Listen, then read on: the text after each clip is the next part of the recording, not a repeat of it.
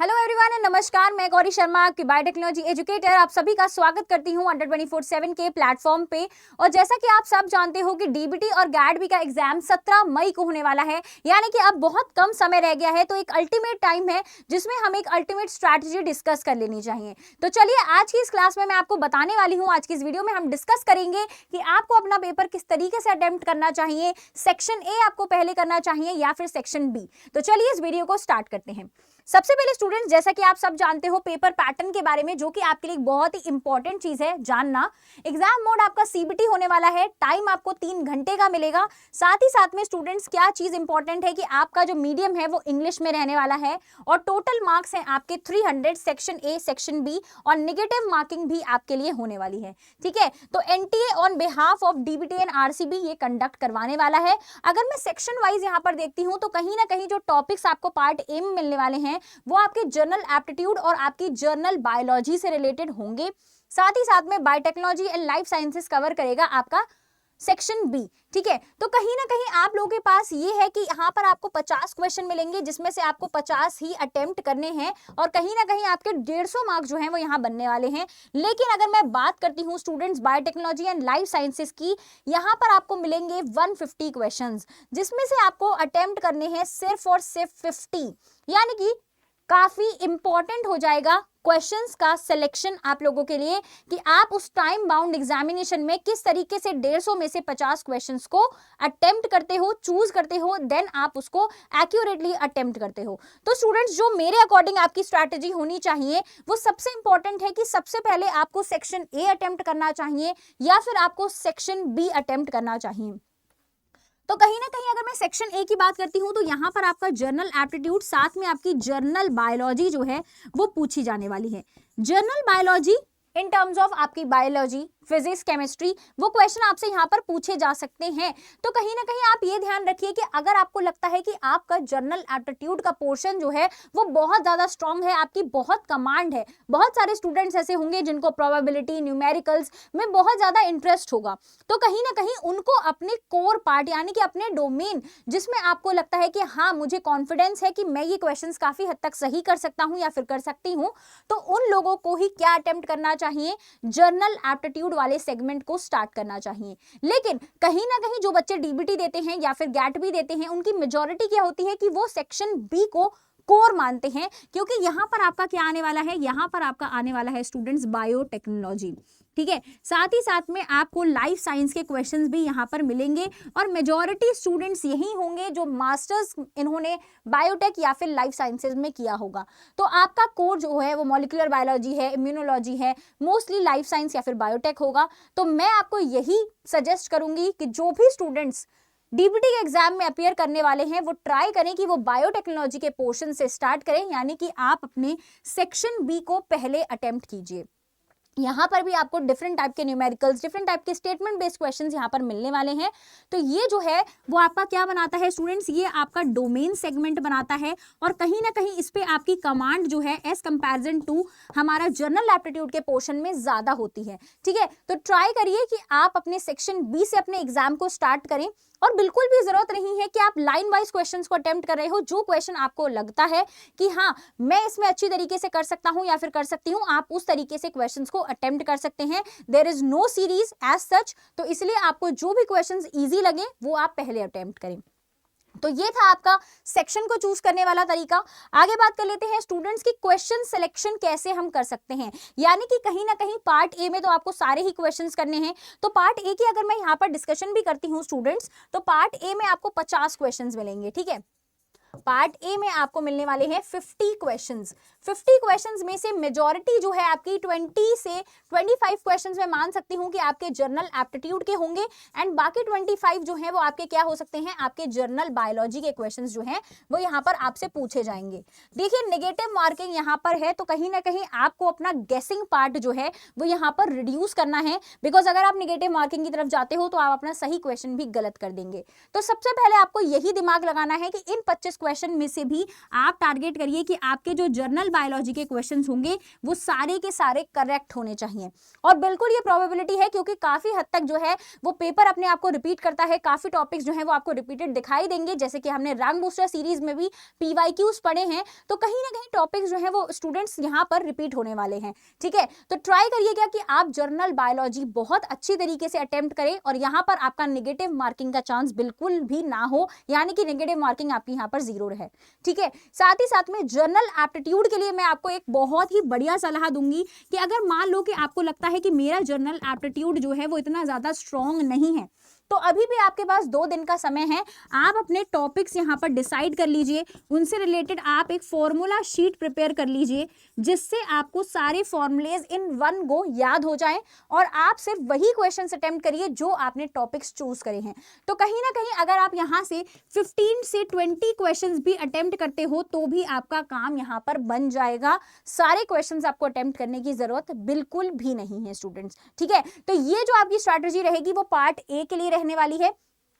Next आगे बढ़ते हैं स्टूडेंट्स, क्वेश्चन सिलेक्शन आपको कैसे करना है। अगर आप यहाँ पर बात करने वाले हो किसकी स्टूडेंट्स, पार्ट बी के बारे में, तो पार्ट बी में जैसा कि आप जानते हो कि आपका डोमेन आपसे पूछा जाएगा, यानी कि आपका बायोटेक्नोलॉजी एंड लाइफ साइंस से आपको क्वेश्चंस मिलेंगे। ठीक है, तो कहीं ना कहीं ये जो क्वेश्चंस आपके होने वाले हैं वो होने वाले हैं 150 क्वेश्चन, जिसमें से सिर्फ आपको कितने अटेम्प्ट करने हैं, 50 क्वेश्चन आपको अटेम्प्ट करने हैं। ये हमें सुनने में जितना आसान लग रहा है उतना ही टफ आपकी सिचुएशन वहां पर रहेगी, ये चीज आप लिख कर ले लीजिए, क्योंकि 150 क्वेश्चन CBT मोड में पढ़ना, उनको आपस में कंपैरिजन करना एक बहुत ही हद तक बहुत ही टफ चीज है, लेकिन हम उसको कैसे सिंप्लीफाई कर सकते हैं यही चीज हमें इस वीडियो में डिस्कस करनी है। सबसे पहले आप ये समझ लो कि आपको 3 सेगमेंट्स में अपने क्वेश्चंस को डिवाइड करना है। बहुत सारे स्टूडेंट्स होंगे जो सारी यूनिट्स को कवर करके जा रहे होंगे, लेकिन बहुत सारे ऐसे स्टूडेंट्स भी होंगे जिन्होंने कुछ ही यूनिट्स को टारगेट किया होगा, तो वो स्टूडेंट्स यहाँ पर बेनिफिट में रहेंगे, क्योंकि कहीं ना कहीं अगर आप सारी यूनिट्स को टारगेट करेंगे तो आपको लगेगा कि हाँ ये क्वेश्चन भी मुझे आता है और ये क्वेश्चन भी मुझे आता है। वहां पर आपको गलती नहीं करनी है। You have to divide your questions into different type के कैटेगरीज में। कैटेगरी 1 जो आपके क्वेश्चंस रहने वाले हैं, जैसे कि आपका CSIR का पार्ट बी आता है, सेम उसी तरीके से DBT का पूरा पेपर रहेगा। ठीक है, तो कैटेगरी 1 में आपको चूज करने हैं डायरेक्ट क्वेश्चंस जो कि आपसे डायरेक्टली बने। फॉर एग्जांपल आपका न्यूमेरिकल हो सकता है जो आपको डायरेक्टली फॉर्मूला बेस्ड मिल जाए। ठीक है, यहां पर आप कर सकते हो जो भी फॉर्मूला बेस्ड न्यूमेरिकल हो।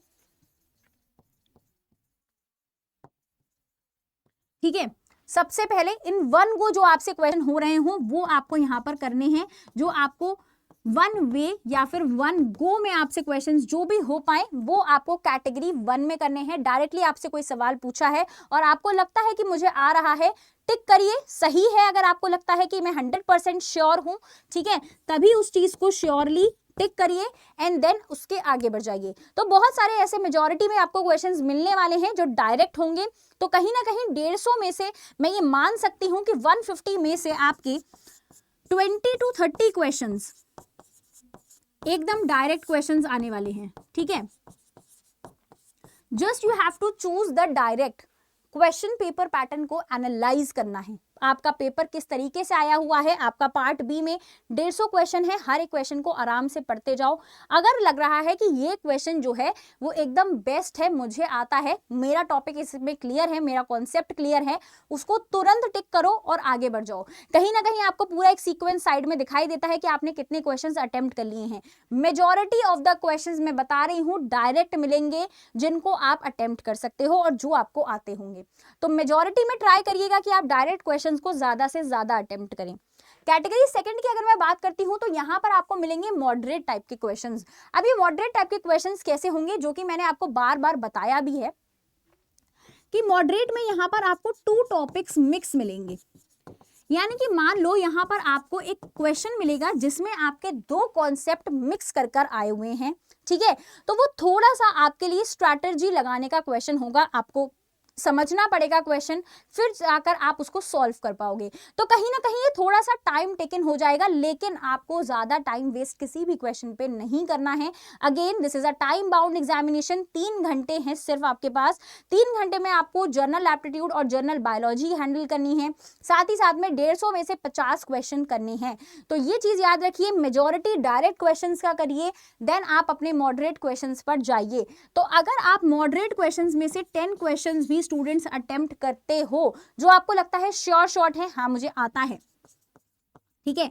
बहुत सारे ऐसे यूनिट्स होंगे जो आपने दोनों कवर किए होंगे, तो आपको लग रहा है कि इस टॉपिक से क्वेश्चन है, इस टॉपिक से क्वेश्चन है और उसको मिक्स करके आया है और मैं पढ़ चुका हूं इस क्वेश्चन को या फिर मुझे आता है ये क्वेश्चन, तो आप मॉडरेट क्वेश्चन को अटेम्प्ट करिए और मैक्सिमम ट्राई करिए कि आप मॉडरेट क्वेश्चन थोड़े से कम करें।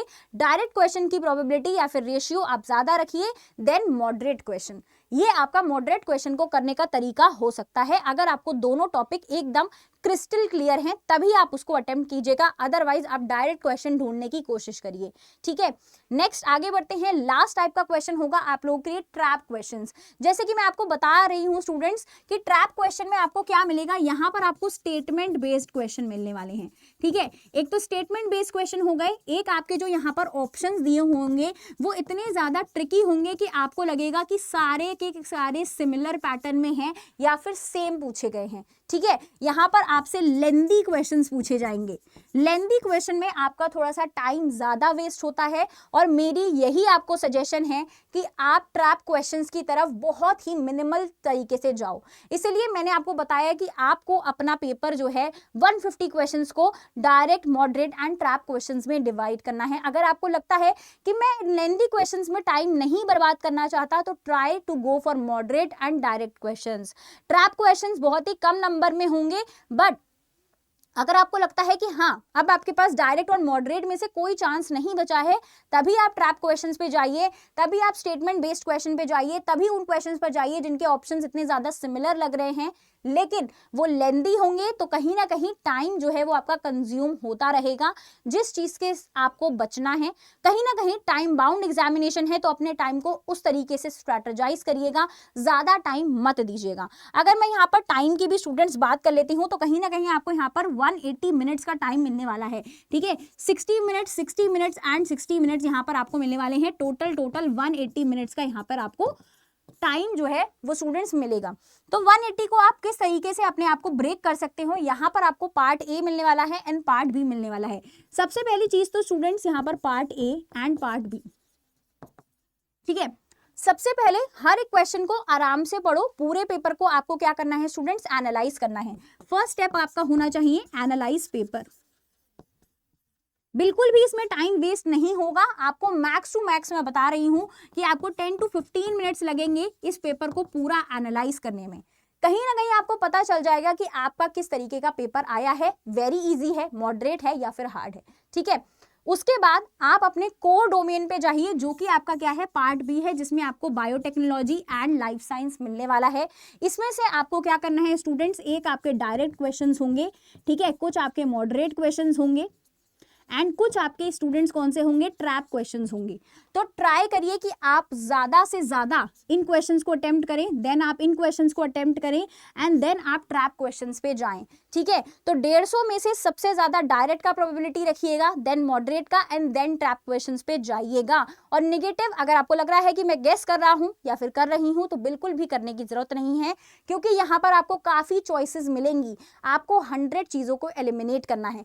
Try to go for the match the following questions, ठीक है। यहाँ पर आपको मैच द फॉलोइंग क्वेश्चन मिलेंगे, आपको एलिमिनेशन मेथड मिलेगा। लग रहा होगा आपको कि 3 जो हैं ऑप्शंस वो बिल्कुल भी नहीं हो सकते, try to give it the shot. आपको ये ट्राई करना है कि आपको एलिमिनेशन मेथड से क्वेश्चन करना चाहिए।